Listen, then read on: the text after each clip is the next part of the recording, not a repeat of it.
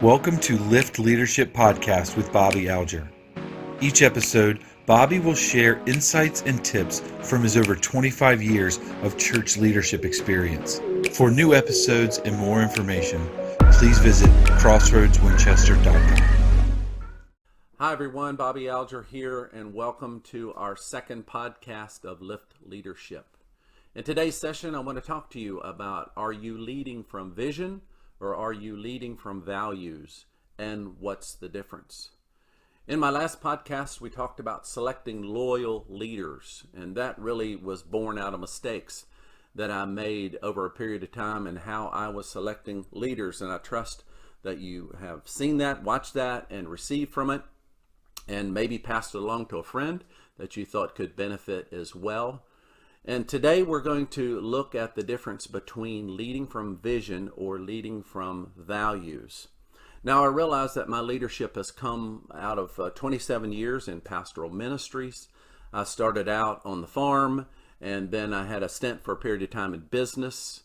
After that, I jumped into a multi-site and a multi-location church setting. During that time, it was a 6-year period of time. I learned a lot of leadership, again, with a lot of different leaders and going to seminars and reading books. And then after 6 years, I resigned and planted a church from scratch, moved an hour north and started a church from scratch where I've been now for 21 years. During that time, I also had a side business for 10 years. And then the church began to grow in recent times, and so I dispersed of that business. So that's kind of the context of where I come from. I realize that most of my leadership has been in a spiritual setting, but I believe that the principles that I'm giving for you today will fit in whether you're leading a family, whether you're leading a small group, whether you're leading a small business, or maybe even in a large corporation. I believe that the principles that I'm giving you today will help you and encourage you. So let's jump in of what it means to lead from vision or from values. By the time that we finish today, I hope that you'll be able to assess yourself and recognize that which one you have the tendency to lean towards. I was traveling back from a funeral riding with an administrative pastor, and he was frustrated with his church leadership. So I began to ask him questions. I said, how are your leaders selected from the people? And he said, well, the way that we do it, we have anybody in our congregation submit names of people that they feel would make a good leader. And I thought, wow, that's different from how I would do it. But what do you think the average person is thinking about when they submit a name or select a person? He said, well, I would imagine they would think, do they have Bible knowledge? Do people like them? Maybe an ability to speak? And I said, so they're not really thinking about, do they carry vision, or do they have the ability to lead people, or can they, have that charisma about them that rallies people? And he said, no, probably not. And I thought, wow. No wonder you're frustrated, and no wonder the people are frustrated. They're ready to go somewhere and do something, but they don't have a visionary leader to lead them. That's a problem. So as we look at this idea of working from vision or from values, I want to target vision first. What does it mean to lead from vision? And if you've ever obtained a life coach, one of the things they will have you do is to write down a personal vision. Now, I've not done that, but I have, in conjunction with my wife. We went to a consultant some years ago, and he had us develop a ministry/marriage vision. Now, as we were given that responsibility or we were given that assignment, one of the things that we did that I look back now and I thought, wow, that was kind of novel. We asked the question, what have others said about our leadership? Not just what do we think, but what have others said about us? And we begin to take that into consideration as we begin to build our visionary statement, our vision statement that was born out of what others were saying, what was on our heart, and then we mix that all together, put the stew in the pot, let it cook for a little bit on the stove, and we came out with a vision slash marriage slash ministry statement that we look back on today and say, yep, that's us. And so as you begin to develop a vision statement for your organization, again, if you're the primary leader of that, you first of all have to start with, who am I and how am I wired? And one of the things that I found, a tool that I found that was most helpful in that, is a personality test. Now, I've taken many personality tests over the years. I've taken the DISC, I've taken the Taylor-Johnson, I've taken the Enneagram, I've taken Strength Finders, but the one that I found that was probably the most helpful in this area of understanding how I do vision is the Berkman behavioral model. That's not really well known in most circles. It's if you're in a business setting, you may have heard of it because that's more prominent there. But one of the things that Berkman showed me is it really puts people in 4 quadrants. The first one is a planner, a thinker.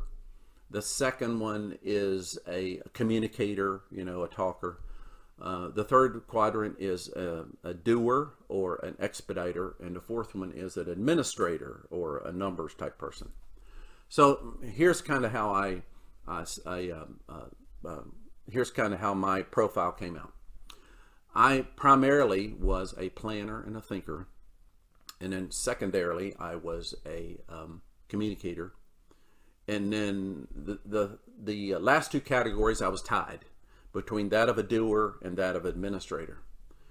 And as I look back, I begin to realize that in regards to vision, I would think and I would plan and I would write it down and I would communicate, and then I would run out of gas. I would just totally, when I got to the implementation stage, I would just run out of gas. I had put so much emotional time and energy into thinking and planning and communicating. When it came time to really do it, I just kind of lost it. And I wondered many times why this incredible vision never went anywhere. And it's because I had put too much energy in the front end and not really recognized I needed to kind of stage myself in order to carry it all the way through and make the adjustments. So what did I do? Once I realized that, I made some adjustments, and I realized I need to save some gas for the journey, not just getting started or idling there before I came out of the parking lot. And the other thing that I did was I realized that I had this natural bent to plan and think and communicate. I needed to bring a team around me that were expediters and doers. Not that they didn't have their own vision, but they were like standing outside my door saying, what do we do next? What do we do next week? Or come to a staff meeting, and they were ready to engage. And so I realized that that's what's happened over the years, that I've intentionally brought on people that are doers. They are ready to go. They're ready to implement the vision that is set forth. And I think that's very I think that's very important to learn how you're wired and how you do vision, and to be able to then bring others around you that complement you in that way. So as we look at vision, realize that vibrant organizations always have visionary leaders up front. And visionary leaders are those, again, that not only build a vision, but they communicate the vision, but they also either themselves or bring a team around them that are able to put that vision into place. And so one of the things that I realize is you have to know how you are wired as a person if you are the primary leader in that. And instead of running the full race myself, I learned how to set up a relay. And obviously, if you've ever run or understand a relay race, that the most important part of the race is the passing of the baton. can that baton be passed? Can that vision be passed to someone else that can run with it as equally as what you have in mind? And I realize also that a good vision should never rise and fall on you as a primary leader. It should be shared with your core team as well as the people in your organization. Everybody owns it together and is running and doing their part. Now I want to talk about just a couple of things that what makes vision effective. And that is, first of all, is a little bit of a recap, but first of all, we'll dig in a little bit deeper. In order to have an effective vision, first of all, you need to understand yourself. And I just kind of went over that. What are your strengths and what are your limitations? And recognize that you don't have it all. And for a period of time, I probably thought I had it all. And then I began to mature and realize I don't. And so I began to then grow in my strengths and staff my limitations or weaknesses. Now, you don't have to have a staff in order to do that. You can do that with volunteers or other people around you. Just recognize who you are and who you're not, and know the difference, and be able to build a team around you that, again, has your areas of weaknesses that is their strengths. The other thing about an effective vision, number two, is that visionary leaders don't just put clever words together for a vision statement, but they also paint a word picture. And I really captured this when I think about in the book of Genesis, where God gave Abraham a vision. And he gave him, first of all, words. He says, I'm going to make you into a great nation. And Abraham said, fine, I'm ready for that. But God didn't stop there. He said, now step outside the tent and look up into the stars and start counting them. That's the number of offspring that you're going to have. And so a great vision is not only clever words of maybe where you want to go, but it also presents a word picture. Because I can imagine that Abraham had those words, and maybe he got busy in life and lost the words. But every time he stepped out at night and looked up to the stars, he was reminded of the word picture. And so think about the fact that, does your vision statement create a word picture for those that are in your organization or those that hear about it? I was reminded of an airline in Europe, and their vision statement is, we'll take you there. As simple as that. You dream about your vacation, and we'll take you there. So again, there was a word picture that was created with that simple vision statement of, you dream and we'll take you there. I was reminded about when some years ago, Wanda and I were house hunting, and we would go on those virtual tours that they have now of seeing houses, and we would look at the pictures and we would go, wow, we've got to see this house, and man, this land looks incredible. And then when we get there, we would go, oh, wow, this doesn't look anything like what we saw in the picture. The reality didn't match up with the picture that we saw online. And I guess that's what a good photographer does. They present a picture online that entices you to want to come to look at the property.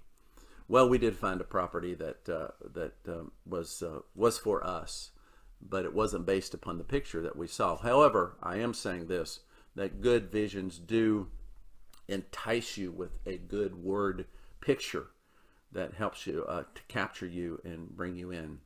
The third thing I want to mention about effective vision is that good vision statements are meant to be updated and changed. Yes, updated and changed, not forever and ever. In fact, I've heard prominent leaders say that vision should be evaluated and perhaps changed every 7 years. And I've kind of taken that in, and as I look back over our church that's been in existence now for 21 years, we've had 3 different vision statements or mission statements. And so we started with one, kind of midway through, we changed to another, and now recently we have a third one. Now, I didn't really change the direction of the church. It's just that I felt like that the language needed to be updated. It needed to be refreshed. Maybe the culture has changed. For instance, now in the 20s, the 2020s, we're in a whole different environment than we were in the teens. We've just come through a pandemic. We're coming through one. I mean, there's a lot of changes that have happened in the world, and sometimes you got to go back to your vision statement and say, does it match up? Or maybe your organization grew in a direction that you didn't expect. That can happen, and so you have to adapt that vision statement over to where the growth is occurring, because that's what's happening. And so a vision statement should be dynamic, not static. It should be something that is living, and therefore needs to be evaluated and changed over time. Now, let me just recap this section on vision, and then we'll move on to values.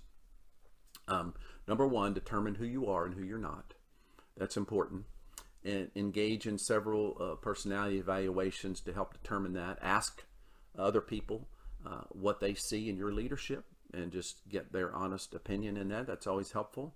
I've heard it said that we don't attract who we want, we attract who we are. We don't attract who we want, we attract who we are. I'd love to attract a lot of millionaires at our church, right? Hasn't happened yet. But what I've found that we do attract in not just the people that come, but over the years, there's been burned out leaders. There's been pastors that have, for whatever reason, been without a church assignment, and they come to our church and they rest. They feel safe. They feel encouraged. That's not something I planned, but it's something that's within the vision of what has been happening in our church, and I recognize that. So again, it's like we attract leaders that are burned out, and then they get refreshed and they go out and take another church assignment and go for it. So again, recognize that you don't attract who you want, you attract who you are. The second thing in vision, in recap here, is don't just communicate a vision with words, create a word picture. So much more effective that, as they say, a picture creates or captures or is 1,000 words. And so you actually multiply your vision when you have a word picture associated with it. And the final thing is refresh your vision every several years. Don't just say this is forever and ever and will never change. But the final thing I want to say is leading with vision is important. In fact, there's a Proverbs that says that without a vision, the people perish. And digging a little deeper in that, another translation says, without a vision, people cast off restraint. What that essentially means is if you don't have a vision for them, they're going to make up their own. It to me is like the bumper guards in a bowling alley. A vision is like the bumper guards. You might throw a bad ball and it'll go in the gutter, but it's rarely, if ever, going to jump over into the other lane, because the vision sets up those bumper guards for that ball to flop back and forth and perhaps even get into the middle and give that person a strike, or give your organization a strike. And so that's what a good vision does. It's like a river. A river is flowing with life. It's going somewhere. A swamp is sitting there. There's probably more water in a swamp, but it's stale and stagnant. A river is flowing. It's life-giving. It has banks. And that's what a good vision does. That it gives us the opportunity to move in a way that is life-giving and important and valuable for all those involved. Now let's jump over into the values realm. Values are the underpinning of vision. Values are, vision is more general. Values are more specific, or even more meaningful for the organization. Values are the lens that you see life through, and your people see life through. For instance, You can, I've heard it said that values are like germs. We all have them. Where did we get them? We picked them up somewhere. So values come from your family of origin, what your family deemed was important and what not. They also come from the culture that you grew up in, what the culture deems important and what not. That's how we accumulate values. And so when you get into an organization that begins to form values, you have to realize that everybody has their personal values, but then you have corporate, or you have company, or you have organizational values. And sometimes they can clash, and other times they can be the same or similar, that the people can function in your organization when they're there, even though they might have personal values that are different when they're not a part of your organization or on their own times. So values are something that is deeper. It's something that's more meaningful. As I shared earlier, I was a part of a multi-site, multi-location, or multi-staff church, and so the senior leader there had this vision of wanting to be one church in many locations. And there's nothing wrong with that vision. In fact, I supported it. Now what happened is that over time, and he reached this place of saying that all the pastors that were at their outlying locations, their satellite locations, that they would need to leave their offices there and come to a central location, and that we would pastor our satellites from a central location. And that's when my personal value began to rub against the corporate value. I said, that's not me. I want to be in the satellite location. Sure, I can come together centrally for meetings, but I want to be there with the people. I want to be with my community. I want to be with my congregation. I don't want to be in a central location apart from them. And so again, it's just an example of a value change that happened. Now, there was nothing wrong with his vision. There was nothing wrong with his value wanting to centralize. It just didn't fit me. And so as a result, over time, I resigned and I planted a church on my own that more fit the value that I saw in the setting and the organization that I was a part of. So again, just giving you an example of a value change. I think of a father that had or has 6 children, 5 boys and 1 girl, and all of his boys play football. So you can imagine father and his wife, they spent a lot of times cheering in the stands. But his father, and so football, contact sport, right? Contact sport, the players get hurt. The father had this value. Every time that there would be a player that would get hurt on the field and be carried to the sidelines or taken into the locker room, he would follow them and he would begin praying and asking for healing for that hurt player. And over the period of years, the coach said, I can always count on the father coming and praying for those hurt players. It was a predictable behavior. And that's what values are. Values are a predictable behavior of what you want your people, when they're at work with you or a part of your organization, they are a predictable behavior of how they are going to serve or how they're going to respond to people, whether within your organization or those coming to join your organization or those that are receiving your product. Let me just recap something here. And that is, vision is what you are doing and where you are going. Vision, what you're doing, where you're going. Values are why you are doing it and whether or not it's actually meaningful. Why you are doing it and whether or not it's actually meaningful. People that are in your organization, they're wondering, are they making a difference? Part of your leadership is affirming the fact that they are making a difference. People want to know, is this company going up or is it going under? People in the church want to know, is the church growing or are we just in constant turnover? Again, these are things that people are thinking. It really fits in the whole values realm. And so values are both meaningful and they are necessary.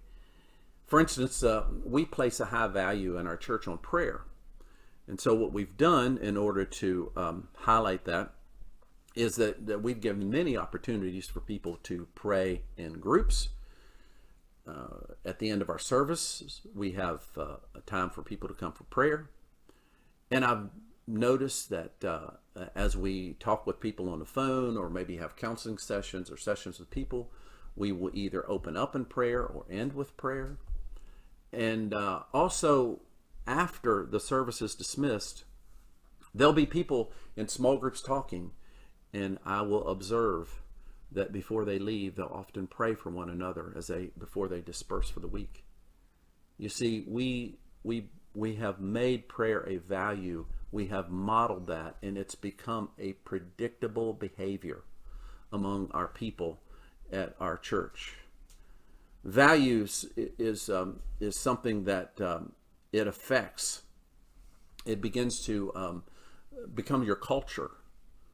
And so realize that values are something that they're a trait, they are a characteristic of people begin to identify with your organization because of the values that you have, not necessarily the vision you have.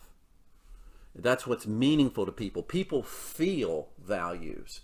They sometimes don't know, they sometimes can't articulate what it is, but they feel it, and they know when it's gone, and they know when it's changed.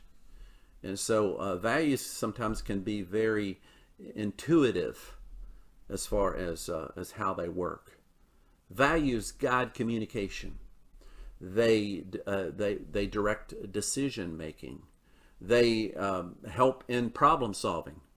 They also affect your planning as well. Values are deeper than vision. Values define who that you are. Vision defines where you're going.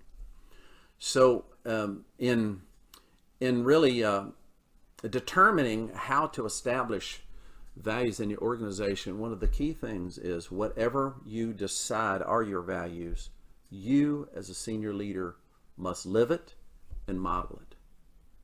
And if you're not willing to live it and model it, then those around you, whether they're your hired staff or those that are part of your company that look to you, if you don't live your values, then they're going to determine that's not important.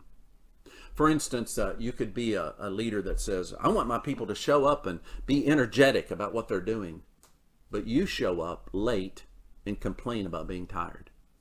Guess what's going to happen? That's a value. Guess what's going to happen?